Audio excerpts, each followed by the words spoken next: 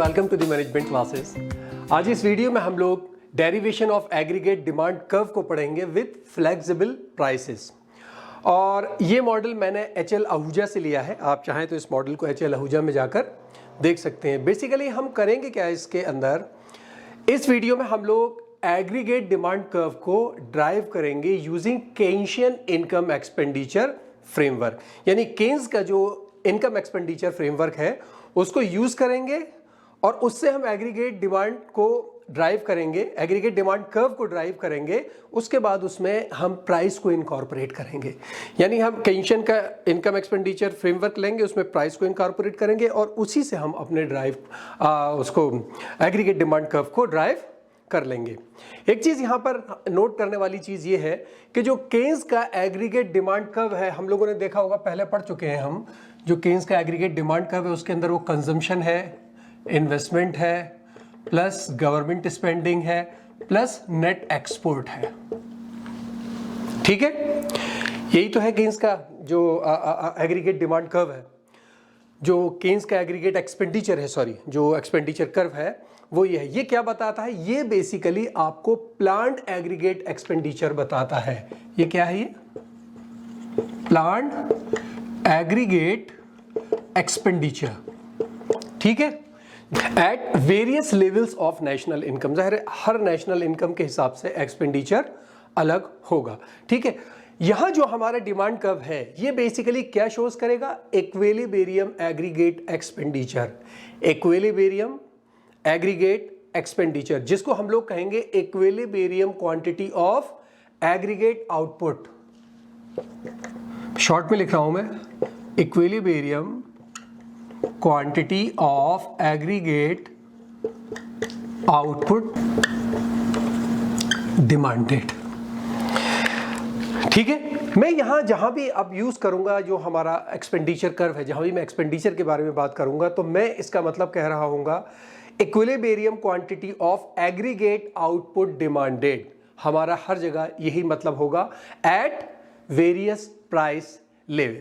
ठीक है, अच्छा, अब हमें अपने एग्रीगेट डिमांड को ड्राइव करने के लिए, जाहिर है हम फ्लेक्सिबल प्राइसेस के साथ उसको कर रहे हैं, तो एक क्वेश्चन है जिसको हमें आंसर ढूंढना होगा। वही बेसिकली हमारा मेन मकसद है कि प्राइस लेवल के चेंज होने का एग्रीगेट एक्सपेंडिचर यानी इस फंक्शन के ऊपर क्या असर होगा।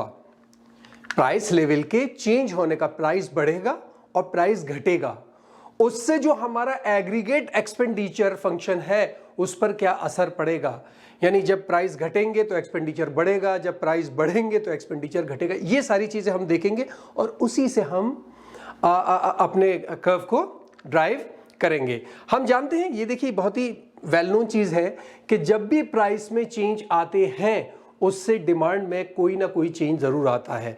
लॉ ऑफ डिमांड कहता है कि there is a inverse relationship between the price and quantity demanded, कि अगर प्राइस बढ़ेगा तो क्वांटिटी डिमांडेड घटेगी एंड वाइस वर्सा। ठीक है, यहां पर ये क्यों होता है? 3 इफेक्ट्स की वजह से होता है। यहां 3 इफेक्ट्स होती है। पहला कहलाता है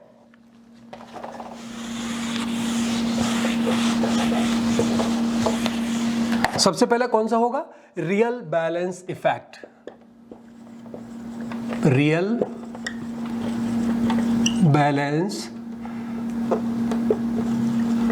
इफेक्ट सबसे पहला है रियल बैलेंस इफेक्ट। दूसरा है interest rate effects, interest rate effect, right. और तीसरा है foreign trade effect, foreign trade effect. इन 3 इफेक्ट्स की वजह से जब भी प्राइस चेंज होते हैं तो क्वांटिटी डिमांडेड चेंज होती है। ठीक है, अब हम एग्जांपल लेकर चल रहे हैं कि सपोज कर लीजिए प्राइस लेवल कम हुआ। जब प्राइस लेवल कम होगा तो रियल परचेजिंग पावर बढ़ेगी या घटेगी? प्राइस लेवल अगर कम होगा, घटा, यानी प्राइस घट गए किसी भी चीज के, तो जो आपकी रियल परचेजिंग पावर है वो बढ़ेगी या घटेगी? ऑफ कोर्स बढ़ेगी, क्योंकि अब आप उतने ही प्राइस में ज्यादा क्वांटिटी खरीद सकते हैं या वही क्वांटिटी कम प्राइस में खरीद सकते हैं। इसका मतलब जो अपने पीपल हैं वो रिच हो रहे हैं, जिस कंट्री में ये हो रहा है वो पीपल जो है वो रिच हो रहे हैं, and they are induced to consume more at every level of national income. हर लेवल जो नेशनल इनकम का होगा उस हर लेवल पर वो लोग ज्यादा से ज्यादा कंज्यूम करेंगे पहले से। क्यों? क्योंकि अब जाहिर है उनकी परचेजिंग पावर बढ़ गई है, और इससे क्या होगा, जो हमारा कंजम्पशन फंक्शन कर्व है वो ऊपर की तरफ शिफ्ट हो जाएगा। क्यों?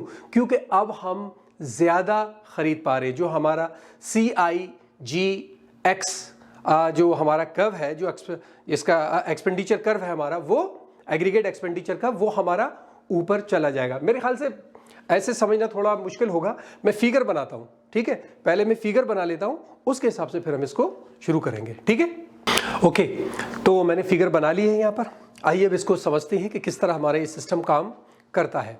यहाँ पर देखिए, जो हमने ये 45 डिग्री की लाइन ली है, पहले हम इस पैनल को देखते हैं फिर इसको देखेंगे। इस पैनल में देखिए, जो हमने ये 45 डिग्री पर लाइन ली है, ये बेसिकली हमारी क्या है, equilibrium level of real national income. Equilibrium level of real national income, इसलिए हमने इसको नाम दिया है Y = C+S। Income = national income, आप कहिए इसको कंजम्पशन प्लस सेविंग, ठीक है? या आप इसको ये भी कहिए इस लाइन को कि ये equilibrium level of aggregate output demanded है। Equilibrium level of aggregate output demanded है ये, ठीक है? अब इसको समझते हैं हम कि मान लीजिए इनिशियली जब हमारी इकोनॉमी शुरू हुई तो हमारे प्राइस P0 थे। ये हमारे प्राइस P0 है, ये P0 हमारे प्राइस हैं। और P0 प्राइस पर, अब ये बीच वाली लाइन में हमारे P0 प्राइस पे जब हम ऊपर बढ़े तो हमने देखा कि यहाँ पर E0 पर हमें ये टकराया, यानी इक्विलिब्रियम हमें यहाँ मिला। तो यहाँ हमने एक कंजम्पशन एक्सपेंडिचर कर्व खींच दिया अपना। हमारे ये एक्सपेंडिचर जो कर्व है ये ओरिजिनल है C+I+G+NX। हमें एक एक्सपेंडिचर कर्व हमें मिल गया, और इस एक्सपेंडिचर कर्व के हिसाब से Y0 हमारा एग्रीगेट आउटपुट डिमांडेड हो गया, ठीक है? इस तरह अगर हम इस पॉइंट पर देखें तो एक हमारा ये एक्सपेंडिचर हुआ, ये हमारा एग्रीगेट आउटपुट, एग्रीगेट एक्सपेंडिचर और एग्रीगेट आउटपुट हो गया हमारा। इस पॉइंट के ऊपर हम कह सकते हैं कि हमारा प्लान्ड एग्रीगेट एक्सपेंडिचर इक्वल है value of aggregate national output के। रिपीट कर रहा हूं, प्लान्ड एग्रीगेट एक्सपेंडिचर हमारा इक्वल है value of aggregate national output, ठीक है? इस पॉइंट पर क्योंकि हम ये मानकर चल रहे हैं अब कि हमारी जो एग्रीगेट आउटपुट है, एग्रीगेट आउटपुट डिमांडेड, वो Y0 निकल कर आ गई है, तो जाहिर है इस लाइन को अगर हमने यहाँ से ऊपर चले थे, हम नीचे ले जाके डायरेक्ट इसको नीचे Y0 लिख देंगे। यानी अब हम ये कह सकते हैं कि P0 प्राइस पर Y0 एग्रीगेट आउटपुट है। P0 प्राइस पर Y0 एग्रीगेट आउटपुट हमें मिल गया है, जहां पर हमारा इक्विलिब्रियम है, जहां प्लांट एग्रीगेट एक्सपेंडिचर बराबर है value of aggregate national income के, ठीक है? एक बात क्लियर हुई। अब मानकर चलिए कि हमारा जो प्राइस लेवल है वो गिर गया। अब प्राइस लेवल हमारा मूव कर गया डाउन, यानी प्राइस कम हो गए। P0 से सपोज कर लीजिए ये P2 पर चला गया, प्राइस लेवल घट गया हमारा, P0 से P2 पर चला गया। अब अगर प्राइस लेवल घटेगा तो लोगों की पास जो परचेसिंग पावर है वो बढ़ेगी, जैसा भी हमने थोड़ी देर पहले डिस्कस किया था, क्योंकि वो उतने ही अमाउंट में आप ज्यादा प्रोडक्ट खरीद सकते हैं। यानी उनकी real purchasing power of money जो है, यानी जो उनके पास जो फाइनेंशियल असेट्स हैं वो बढ़ जाएंगे, और जाहिर है वो कंज्यूम ज्यादा करेंगे, यानी पहले से ज्यादा कंज्यूम करेंगे। यानी अब आप देखिए हमारा P2 पर आ गया। इसको जाहिर है हमारा कंजम्पशन जब प्राइस लेवल कम हुआ है तो Y0 से डिमांड हमारी ज्यादा ही होगी, क्योंकि कंजम्पशन बढ़ रहा है। इसका मतलब P0 की लाइन को हम उससे आगे ले जाएंगे। आगे ले जाकर जब हम उसको ऊपर लेके जाएंगे तो वो हम देखेंगे कि किस जगह पर हमारी Y = CS लाइन से 45 डिग्री लाइन से वो टकरा रहा है, और हमने देखा कि ये जाकर E1 पर इसको कट कर रहा है। हमने देखा ये जाकर E1 पर इसको कट कर रहा है। तो हमने यहां पर अपना दूसरा बना दिया C2, यानी कंजम्पशन 2 + I + G + NX, हमारा अनदर कंजम्पशन फंक्शन मिल गया। हमें दूसरा कंजम्पशन फंक्शन यहां पर मिल गया।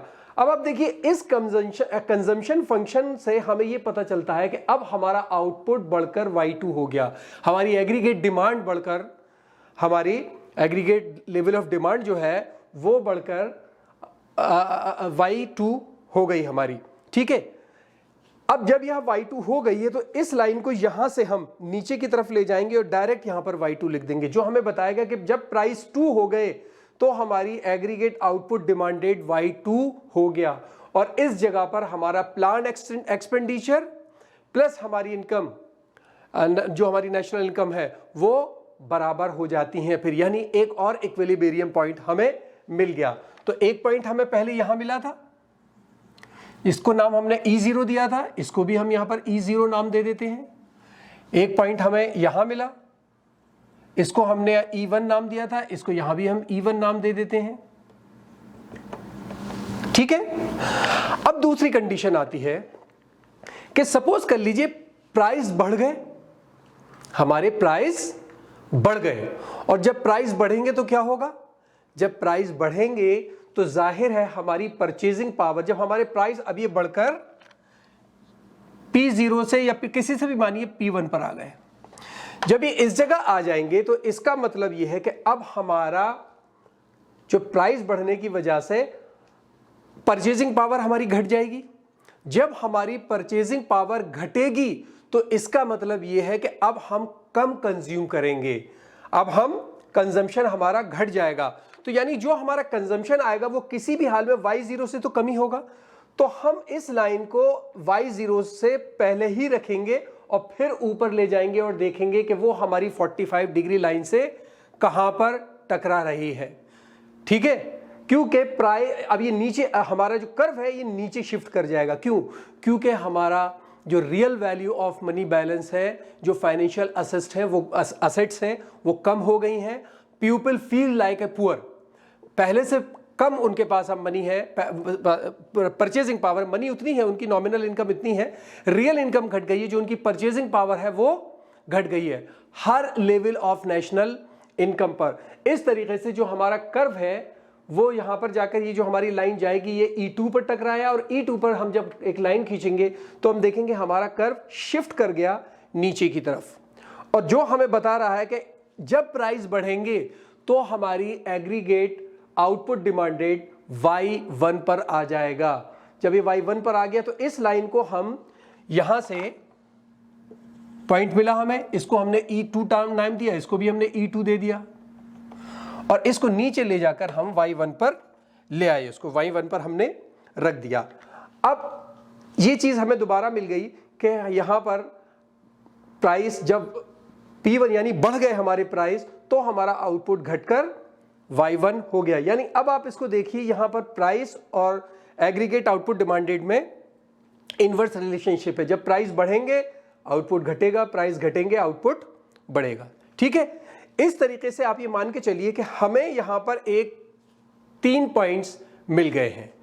इस जगह पर इन सारे तीनों पॉइंट्स के ऊपर हमारा एग्रीगेट आउटपुट डिमांडेड जो है वो एग्रीगेट प्रोडक्शन के बराबर है इन तीनों पॉइंट्स पर, ठीक है। और जब हम इन तीनों पॉइंट्स को मिलाएंगे, ये तीनों पॉइंट्स हमारे क्या है, ये हमारे हैं equilibrium quantities of aggregate output demanded. और जब हम इन तीनों पॉइंट्स को मिलाएंगे एक कर्व से तो हमें एग्रीगेट डिमांड कर्व मिल जाएगा। इसी तरीके से हम एग्रीगेट डिमांड कर्व को ड्राइव करते हैं इस हमारे एक्सपेंडिचर फंक्शन के जरिए, ठीक है, समझ गए। देखिए ये हमारा ओरिजिनल प्राइस थे, ओरिजिनल क्वांटिटी थी, जब प्राइस घटे तो कर्व ऊपर शिफ्ट कर गया, ये पॉइंट था, जब ऊपर शिफ्ट कर गया तो ये पॉइंट मिल गया, और जब प्राइस बढ़े तो कर्व नीचे शिफ्ट कर गया तो हमें ये वाला पॉइंट मिला। तीनों पॉइंट को मिला दीजिए, हमारा एग्रीगेट डिमांड कर्व बनकर आ जाएगा, ठीक है। तो इस तरीके से हमने एग्रीगेट डिमांड कर्व को ड्राइव कर लिया। अब दूसरी बात, यानी अब आप दूसरे इफेक्ट्स को भी हाथ के हाथ समझ लीजिए। यानी जो दूसरे इफेक्ट्स हैं अलग, यानी जो हमारा एग्रीगेट एक्सपेंडिचर यानी इन्वेस्टमेंट डिमांड है, या हमारा नेट एक्सपोर्ट है, इसका भी तो असर होता है हमारे इनके ऊपर, एक्सपेंडिचर के ऊपर। वो कैसे होगा, देखिए पहले हम लेकर चलें कि मान लीजिए जो हमारे प्राइस है, जो हमारे प्राइस लेवल है वो गिरता है, जब प्राइस लेवल गिरेगा तो जो मनी रिक्वायर्ड है फॉर ट्रांजैक्शन के लिए वो कम हो जाएगी प्राइस लेवल के गिरने की वजह से, और इस वजह से जो डिमांड फॉर मनी है वो डिक्रीज हो जाएगी, डिमांड फॉर मनी डिक्रीज हो जाएगी। और जब डिमांड फॉर मनी डिक्रीज होगी तो हमारी जो मनी सप्लाई है वो तो गिवन है, और जब डिमांड डिक्रीज होगी तो रेट ऑफ इंटरेस्ट कम हो जाएगा, और जब रेट ऑफ इंटरेस्ट कम हो जाएगा तो इन्वेस्टमेंट आसान हो जाएगा, इन्वेस्टमेंट इंक्रीज हो जाएगा, जिसकी वजह से जो हमारा कर्व है वो शिफ्ट कर जाएगा ऊपर। ठीक है, और दूसरी तरीके से इसको आप उल्टा ले लीजिए, ये तो हायर लेवल पर आप पहुंच गए। दूसरी तरफ अगर प्राइस बढ़े तो जो हमारी मनी रिक्वायर्ड थी ट्रांजैक्शन के लिए वो अब हमें ज्यादा चाहिए, क्योंकि आदमियों की डिमांड फॉर मनी जो है वो बढ़ जाएगी, और जब डिमांड बढ़ेगी तो रेट ऑफ इंटरेस्ट भी बढ़ेगा। सप्लाई रिमेनिंग है, रिप्लाई सप्लाई सेम है, और सप्लाई मनी सप्लाई सेम होने की वजह से जब रेट ऑफ इंटरेस्ट बढ़ता है तो फिर इन्वेस्टमेंट में कमी आती है, क्योंकि लोन्स महंगे हो जाते हैं। जब लोन्स महंगे हो जाएंगे तो हमारा इन्वेस्टमेंट कम हो जाएगा, और इस वजह से हमारा एक्सपेंडिचर कर्व जो है वो नीचे की तरफ शिफ्ट कर जाएगा, और इस तरीके से हमें तीनों पॉइंट मिल जाएंगे और हम अपना एग्रीगेट डिमांड कर्व को प्लॉट कर सकते हैं। अब आ जाइए नेट एक्सपोर्ट में, यानी अब इंटरनेशनल ट्रेड में आ जाइए, इससे भी फर्क पड़ता है। देखिए, जब प्राइस चेंज होंगे तो उससे आपका नेट एक्सपोर्ट चेंज होगा। मान लीजिए कि अगर प्राइस गिरे, डोमेस्टिक प्राइस गिरते हैं, डोमेस्टिक प्राइस लेवल अगर गिरता है, उसकी वजह से आपका एक्सपोर्ट बढ़ेगा ना, डोमेस्टिक प्राइस लेवल घटेगा, इंटरनेशनल मार्केट में आपका जब प्रोडक्ट कम प्राइसेस में होगा तो लोग आके खरीदेंगे आपके प्रोडक्ट को। जब वो आके आपके प्रोडक्ट को खरीदेंगे तो इसका मतलब आपका एक्सपोर्ट बढ़ जाएगा और इंपोर्ट डिक्लाइन होगा, और वहां पर आपका जो नेट एक्सपोर्ट है वो बढ़ जाएगा, यानी जो एक्सपोर्ट माने इंपोर्ट है वो बढ़ जाएगा। और इससे क्या होगा, जब एक्सपोर्ट बढ़ेगा तो आपकी कंट्री में पैसा ज्यादा है, एक्सपेंडिचर ज्यादा होगा, आपका कर्व ऊपर की तरफ शिफ्ट कर जाएगा। ठीक है, जिससे आपकी एग्रीगेट आउटपुट डिमांड बढ़ जाएगी। और बिल्कुल इसी का उल्टा होगा, मान लीजिए अगर डेफिसिट है, आपका इंपोर्ट बढ़ रहा है, एक्सपोर्ट घट रहा है, ठीक है, तो डेफिसिट होगा। डेफिसिट अगर होगा तो जाहिर है आपकी मनी आपके पास से जा रही है, आपकी कंट्री के अंदर डिमांड कम हो जाएगी, और जब डिमांड कम होगी तो जाहिर है ये कर्व नीचे की तरफ आएगा, और जब ये नीचे की तरफ आएगा तो फिर हमें 3 पॉइंट मिल जाएंगे, और तीनों पॉइंट को मिलाएंगे तो हमें एग्रीगेट डिमांड कर्व मिल जाएगा। ठीक है, तो बहुत मुश्किल नहीं है वीडियो, थोड़ी सी ट्रिकी है लेकिन आसान है समझने में। कोई प्रॉब्लम हो तो मुझे कमेंट बॉक्स में बताइएगा। इस वीडियो में इतना ही। Thank you so much.